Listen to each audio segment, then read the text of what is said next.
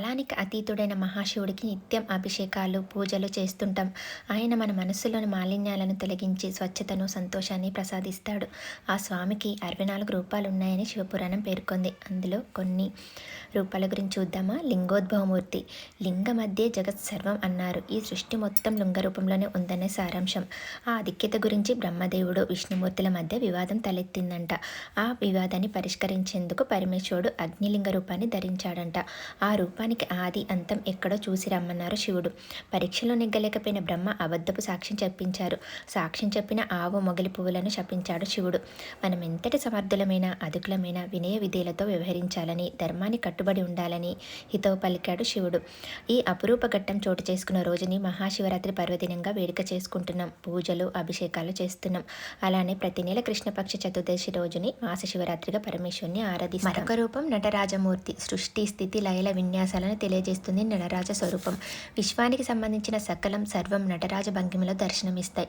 నటరాజ వలయాకార అగ్ని మండలం జగత్తు నిరంతర గమనానికి సంకేతం. కాలం నిలవదు, మార్పు తథ్యమని చాటుతుంది.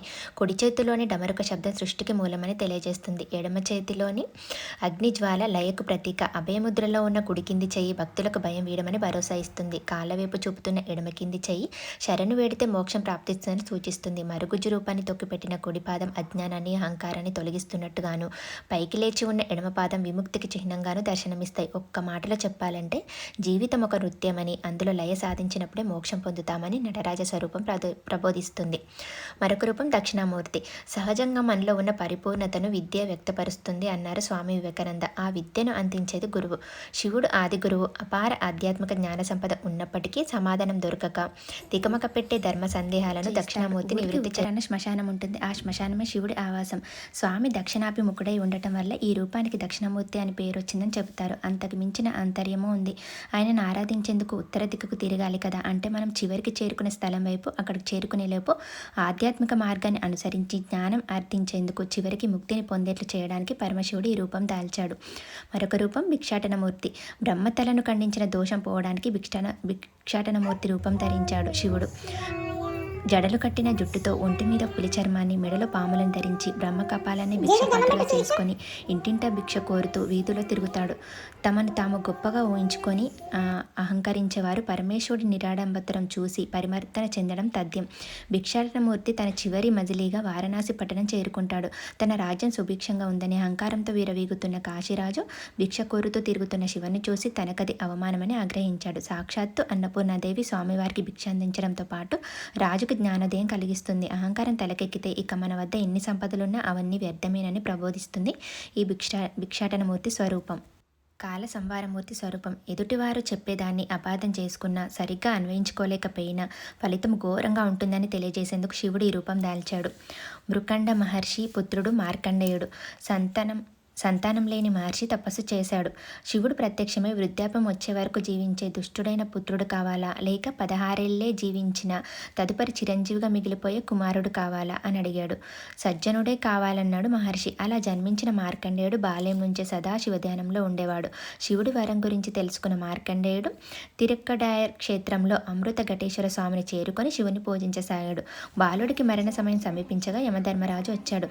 శివ సన్నిధిలో ఉన్న మార్కండేయుని పైకి యమపాశం విడువగా అది శివలింగాన్ని తాకింది. దాంతో శివుడు ప్రళయ రుద్రుడిగా ప్రత్యక్షమై యముని సంవరించాడు. కానీ మార్కండేయుని కోరిక మేరకు తిరిగి బతికించాడు. తన కర్తవ్యంలో ఈ పొరపాటు ఎలా జరిగిందన్న సందేహాన్ని యముడు వ్యక్తం చేయగా, తానిచ్చిన వరంలో మరణం ప్రస్తావనే లేదు, 16 తర్వాత చిరంజీవిగా మిగిలిపోతాడని మాత్రమే చెప్పానంటూ వరంలోని ధర్మసూక్ష్యాన్ని వివరించాడు శివుడు. ఇక శివరాత్రి ముందు 2 రోజులు ఇల్లంతా డీప్ క్లీన్ చేసేసుకున్నాం. ఆ వీడియో ఆల్రెడీ పెట్టాను కదా. శివరాత్రి రోజు మొత్తం ఉపవాసం అండి. మా వారైతే నీళ్లు తాగకుండా ఉంటారు. నేనైతే నీళ్లు తాగుతూ ఉపవాసం ఉంటాను. టీ ఆర్ కాఫీ ఎలా అయినా తాగుతాను. ఇంకా మధ్యాహ్నం పూజ అంతా, శివుడు అభిషేకం అంతా చేసుకుని అయిపోయిన తర్వాత ఇది చేస్తున్నాను. తప్పకుండా సాయంత్రం శివుడి దగ్గర పెట్టుకోవాలండి. మేము కందగడ్డ స్వీట్ పొటాటో అంటారు కదా, దాన్ని బాగా కడిగి రాళ్ళ ఉప్పు వేసి అది బాయిల్ చేసుకొని సత్తి లడ్డు మేమైతే ఫస్ట్ నుంచి అమ్మ వాళ్ళైనా సరే, అత్తమ్మ వాళ్ళైనా సరే ఎవ్రీ ఇయర్ శివరాత్రికి శివుడికి సత్తి లడ్డు పెడతారు. మా తాతయ్య వాళ్ళు ఉన్నప్పుడైతే ఒక 5 కిలోల వరకు మొక్కజొన్న గింజలు తీసుకొని వేయించి గ్రైండర్కి ఇచ్చి పట్టించి మనిషికి ఒక 1/2 కిలో కానీ 1/2 కిలో కానీ మా పెద్దత్తమ్మకి, మా ఆడపడుచులకి, మాకు పంపించేవాళ్ళు. కానీ ఇంకా వాళ్ళు పోయిన తర్వాత మేమే చేసుకుంటున్నాము. ఇంకా కొన్నే కాబట్టి ఇంకా మొక్కజొన్న గింజలు ఇలా తీసుకొచ్చి వాటిని పాప్కార్న్ కాకుండా వేయించుకోవాలి. మెయిన్ ఇక్కడ చాలా జాగ్రత్తగా అంటే కలుపుతూనే ఉండాలి. మా తాతయ్య వాళ్ళే కలిపేవాళ్ళంటే అప్పట్లో చీపురు కట్టలు ఉండేవి కదండి, వెదురు పుల్లలవి. దాని వెనకాల భాగంతో ఇలా ఇలా కలుపుతూ చాలా బాగా అనిపించేది మాకైతే అది చూస్తుంటే. అలా ఇలా కలుపుతూ ఉండేవాళ్ళు. పాప్కార్న్ ఉండకుండా వేగేవన్నమాట. ఇవి మనం ఒక్క నిమిషం పక్కకు జరిగితే పాప్కార్న్ అయిపోతాయి ఆ వేడికి. అందుకే జాగ్రత్తగా కలుపుతూనే ఉండాలి. అది కూడా హైలో పెట్టకుండా మీడియంలో స్టవ్ పెట్టి కలుపుకొని అవి మంచిగా వేయించుకోవాలి. తర్వాత మిక్స్ పట్టి జల్లెడ పట్టించుకొని మెత్తగా వచ్చిన పిండిని మాత్రమే లడ్డూలు చేసుకోవాలి. కొంచెం లావుగా ఉంటే లడ్డూలు అంత టేస్ట్ బాగుండవు. ఇంకా మిక్సీ పట్టి 2-3 సార్లు జల్లెడ పట్టుకున్న తర్వాత వచ్చిన పిండిని పక్కన పెట్టుకొని బెల్లంని కరిగించుకోవాలండి. అందులో ఏమైనా రాళ్ళు అది ఉంటే వడబోసుకొని బెల్లంని కరిగించుకొని ఆ నీళ్ళు కొంతమంది ఏం చేస్తారు, వేడివేడిగా వాటర్ వేడివేడిగా ఉన్నప్పుడే లడ్డూలు కట్టుకుంటారు. అలా అయితే ఏమవుతుందంటే లడ్డు గట్టిగా అయిపోతుంది చల్లారే వరకు. అలా మనం తినలేము, తిన్న టేస్ట్ అంత బాగుండదు. అందుకే బెల్లంని కరిగించి చల్లార్చి పెట్టుకోవాలి. ఇంకా అందులో యాలకులను దంచి వేసుకుంటున్నా టేస్ట్ బాగుండడానికి. కొంచెం నెయ్యి కూడా వేస్తే టేస్ట్ చాలా బాగా వస్తాయి. కొంచెం నెయ్యి కూడా వేసి అది మరిగించి, మరీ మరగాల్సిన అవసరం లేదండి, బెల్లం కరిగితే చాలు. కరిగే వరకు పెట్టుకొని చల్లారబెట్టుకోవాలి. తర్వాత ఇంకా జల్లెడ పట్టుకున్న పిండిలో ఈ వాటర్ పోస్తూ లడ్డూలు చుట్టుకోవాలి. నిజంగా టేస్ట్ చాలా బాగుంటాయి, చాలా హెల్దీ కూడా అండి. ఇవి చాలా బలం అంట. అందుకే ప్రొద్దునంతా ఉపవాసం ఉంటాం కదా, శివుడి దగ్గర ఈ కందగడ్డ ఈ సత్తి లడ్డు పెట్టి వీటితో ఉపవాసం విడిస్తే అప్పటికప్పుడు మనకు బలం వచ్చినట్టు అవుతుంది. స్ట్రెంత్ అన్నమాట. ఇది చాలా బలము. మనకి నీరసం అంతా పోతుంది, నీరసం రాకుండా ఉంటుందంట. అందుకే మా తాతయ్య వాళ్ళు చిన్న ఉన్నప్పటి నుంచి ఇదే చేస్తారు. మాకు కూడా ఇదే అలవాటు. ఇంకా ఇవి లడ్డూలు చేసి పెట్టుకున్నాం. ఇంకా ఇది మనం ఎప్పుడైనా చేసుకోవచ్చు ఈ లడ్డూలు. కానీ ఎందుకో మాకు శివరాత్రి రోజు చేయాలనిపిస్తుంది. కాకపోతే ఇవి చాలా హెల్దీ అండి. అప్పుడప్పుడు చేసుకోవచ్చు, టేస్ట్ కూడా చాలా బాగుంటుంది. కాకపోతే కొంచెం వేడి ఎక్కువ. సమ్మర్లో జాగ్రత్తగా చూసుకొని తినాలి. 1-2 కంటే ఎక్కువ తినద్దు, బాగా వేడి చేస్తుంది ఇది. టేస్ట్ మాత్రం చాలా బాగుంటాయి. ఒక్కసారి ట్రై చేయండి. ఇంకా దేవుడి దగ్గర పెట్టుకొని పూజ చేసుకుంటున్నా. మార్నింగ్ శివుడికి అభిషేకము పూజ అన్నీ చేసుకున్నాను కదా. ఇప్పుడు ఓన్లీ ఇంకా పండ్లు, కందగడ్డ, సత్తి లడ్డులు దేవుడి దగ్గర పెట్టుకొని పూజ చేసుకొని అగరబత్తి చూపించి ఇంకా హారతి ఇచ్చుకున్నాను. కొబ్బరికాయ కూడా కొట్టాను.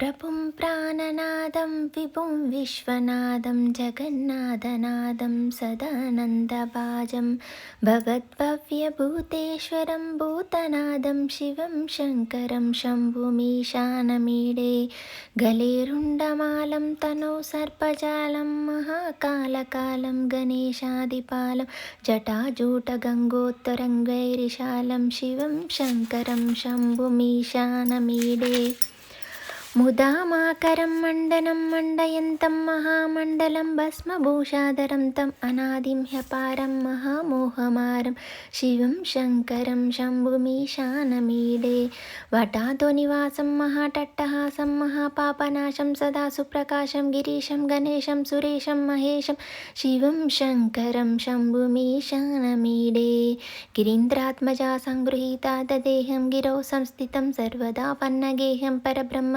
బ్రహ్మాదిభిర్వ్యందమానం శివం శంకరం శంభుమీశానమీడే కపాలం త్రిశూలం కరాభ్యం దదానం పదాంబోజనం రాయకామం దదానం బలివర్ధయానం సురానం ప్రదానం శివం శంకర్ శంభుమీశానమీడే శరచంద్రగాత్రం గణానందపాత్రం త్రినేత్రం పవిత్రం ధనేశస్సమిత్రం అపర్ణాకలత్రం సదా సచ్చరిత్రం శివం శంకరం శంభుమీశానమీడే హరం సర్పహారం చిత్తాభువహారం భవం వేదసారం సదా నిర్వికారం శ్మశానే వసంతం మనోజం దహంతం శివం శంకరం శంభుమీశానమీడే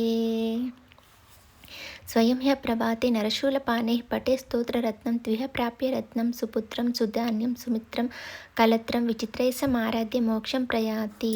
ఓం నమః శివాయ. మురారి సురాచితలింగం నిర్మలభాసితశోభితలింగం జన్మజదుఃఖవినాశకలింగం తత్ప్రణమామి సదాశివలింగం దేవమునిప్రవరార్చితలింగం కామదహనకరుణాకరలింగం రావణదర్పవినాశనలింగం తత్ప్రణమామి సదాశివలింగం సర్వసుగంధసులేపితలింగం బుద్ధివివర్ధనకారణలింగం సిద్ధసురాసురవందితలింగం తత్ప్రణమామి సదాశివలింగం కనకమహాఫణిభూషితలింగం దక్షసుయజ్ఞవినాశనలింగం ఫణిపతివేష్టితశోభితలింగం తత్ప్రణమామి సదాశివలింగం కుంకుమచందనలేపితలింగం పంకజహారసుశోభితలింగం సంచితపాపవినాశనలింగం తత్ప్రణమామి సదాశివలింగం దేవగణార్చితసేవితలింగం భావేర్భక్తిభిరేవ చ లింగం దినకరకోటిప్రభాకరలింగం తత్ప్రణమామి సదాశివలింగం అష్టదలోపరివేష్టితలింగం సర్వసముద్భవకారణలింగం అష్టదరిద్రవినాశనలింగం తత్ప్రణమామి సదాశివలింగం సురగురుసురవరపూజితలింగం సురపుష్పసదాచితలింగం పరమాత్మకలింగం తత్ప్రణమామి సదాశివలింగం లింగాష్టకమిదం పుణ్యం పఠేచ్చివ సన్నిధౌ శివలోకమాప్నోతి శివేన సహమోదిత ఓం నమః శివాయ. ఈవినింగ్ పూజ అయిన తర్వాత గుడికి వెళ్ళేసి వచ్చి ఇంకా జాగరణ చేయాలి కదండి. అన్నయ్య పిల్లలు వచ్చారు, అందరం కలిసి కైలాసం ఆడుకుంటున్నాం. ఎవ్రీ ఇయర్ ఇలాగే ఒక 1-2 అవర్స్ ఆడుకుంటాము, 12 వరకు కైలాసం ఆడుకుంటున్నాము. అందులో ఫస్ట్ టైం నేను ఓడిపోయా, అమ్మవారు గెలిచారు. సెకండ్ టైం ఇట్లా ఒక్కొక్కసారి ఒక 2-3 టైమ్స్ ఆడినాం. అంటే అందులో పాములు చంపేస్తూనే ఉంటాయి కదా, అదొక ఎంజాయ్మెంట్గా ఉంటుంది. అండ్ నిద్ర అనేది రాదు, పాములు చంపుతూనే ఉంటాయి. ఒక్క ఆట మినిమం 1 అవర్ అయినా పడుతుంది ఒక్కసారి ఆట. అట్లా చాలాసేపు ఆడుకున్నాము. 12 వరకు ఆడుకొని 12కి లింగోద్భవ కాలం కదా, ఇంకప్పుడు శివుడికి అభిషేకం చేయాలని లేచి 12 to 12:40 లింగోద్భవ కాలం అండి. అప్పుడు తప్పకుండా శివుడికి అభిషేకం చేస్తే చాలా మంచిది అని అంటూ ఉంటారు. ఇంకా మేము అప్పుడు మా వారు నేను కలిసి శివుడికి అభిషేకం చేసి ఆ నీళ్ళని తులసి చెట్టుకు పోసి ఇంకా స్వామికి కాసేపు పూజ చేసుకున్నాము. 12:30 వరకు స్వామిని ఆరాధించుకొని ఇంకా తర్వాత అన్నయ్య పిల్లలు వెళ్ళిపోయారు, మా పిల్లలేం పడుకున్నారు. ఇంకా మా పెద్ద అమ్మాయి ఏమో 5:30కి వెళ్ళిపోవాలి, చిన్న అమ్మాయి 6:30కి వెళ్ళిపోవాలి. ఇంకా వాళ్ళు అందుకే పడుకున్నారు. ఇంకా నేను వీళ్ళనైతే అసలైతే నేను మార్నింగ్ వరకు చేసే ఓపిక ఉంది, కానీ ఇంకా మార్నింగ్ మళ్ళీ పిల్లలకి లేచి చేయాలి కదా, ఓపిక ఉండదేమో అని చెప్పి 3:40 వరకు ఉండి పడుకున్నా. ఇంకా అప్పటి వరకు టీవీ చూద్దాం అనుకున్నాం మా వారు నేను. ఆయనేమో టీవీ చూస్తూ కూర్చున్నారు. నాకు టీవీ చూస్తుంటే నిద్ర వస్తుందని లైవ్ పెట్టాను. ఫోన్లో లైవ్ పెడితే చాలామంది కాంటాక్ట్లోకి వచ్చారు. ఒక 1 అవర్ పైనే 1.5 అవర్ లైవ్లో అందరితో మాట్లాడి ఓం నమః శివాయ అంటూ కొంతసేపు జపం చేసి అలా చాలాసేపు మాట్లాడి ఇంకా 3:40కి అలా పడుకున్నాను. ఇంకా నెక్స్ట్ డే మా చిన్నమ్మాయి వెళ్ళేటప్పుడు లేచి అప్పుడు ఇంకా తను వెళ్ళిపోయాక తలస్నానం చేసి మళ్ళీ శివుడికి అభిషేకం చేసుకొని ఎవ్రీ ఇయర్ మేము పెసరపప్పుతో ఐటెం చేస్తామండి. ముందు రోజంతా ఉపవాసం ఉంటాం కదా, నెక్స్ట్ డే పచ్చి పులుసు, ఉల్లిపాయ వెల్లుల్లి లేకుండా పెసరపప్పు పచ్చి పులుసు. ఈసారి బీరకాయ పెసరపప్పు చేశాను, పచ్చి పులుసు, అన్నం వండి అందులో కొంచెం పెరిగేసి శివుడికి నైవేద్యంగా పెట్టి ఆ తర్వాత మేము ఉపవాసం విడుస్తాము. ఇంకా ఈసారి కూడా అలాగే, అంటే అత్తమ్మ వాళ్ళు అలాగే చేసేవాళ్ళు, అదే కంటిన్యూ చేస్తున్నాము. ఇంకా ఈసారి కూడా అలాగే చేసి ఉపవాసం విడిచి కొంచెం తిన్నట్టు చేసి రామాలయంకి వెళ్ళాము. మా ఇంటి దగ్గర రామాలయంలో అన్నదానం ఉంది, ఇంకా దేవుడి ప్రసాదం కాస్త తిన్నట్టు ఉంటుందని గుడికి వెళ్ళాము. అక్కడ శివుణ్ణి అన్నంతో చాలా బాగా అలంకరణ చేశారు. శివ దర్శనం చేసుకొని అన్నప్రసాదం స్వీకరించి ఇంటికి వచ్చాము. ఆ రోజు గుళ్ళో శివపార్వతుల కళ్యాణం కూడా జరిగింది. కాకపోతే మా మామయ్య హెల్త్ బాగాలేదు కదా అని ఇంట్లో ఉన్నారు అని చెప్పి నేను కళ్యాణంకి వెళ్ళలేదు. వీళ్ళు మన సబ్స్క్రైబర్స్ అండి. గుళ్ళో చాలామంది సబ్స్క్రైబర్స్ కలిశారు. వాళ్ళు అలా ఆప్యాయంగా మాట్లాడుతుంటే చాలా బాగా అనిపించింది. తన పేరు కూడా ఇందాక చూపించాను, గణేష్ అతను. గుళ్ళో అన్ని వీడియోస్ ఫొటోస్ దేవుడి పార్వతుల కళ్యాణము, శివపార్వతి కళ్యాణం కానీ ఇంకా ఏదైనా కళ్యాణం జరిగితే తనే ఫొటోస్ వీడియోస్ తీయడానికి వస్తారు. ఇంకా నా ఛానల్ని సబ్స్క్రైబ్ చేసుకున్నా అంటే వీడియోస్ చాలా బాగున్నాయి, మమ్మల్ని కూడా ఒక వీడియో తీయండి అని అంటే అలా తీశాను. ఇంకా చాలామంది సబ్స్క్రైబర్స్ కలిశారు, మీ వీడియోస్ చాలా బాగుంటాయని చెప్పాను సార్, చాలా హ్యాపీగా అనిపించింది. ఇంకా తర్వాత అన్నప్రసాదం స్వీకరించి ఇంటికి వచ్చేసాను. వీడియో నచ్చితే ప్లీజ్ లైక్ చేయండి, ఎలా ఉందో తప్పకుండా కామెంట్ చేయండి.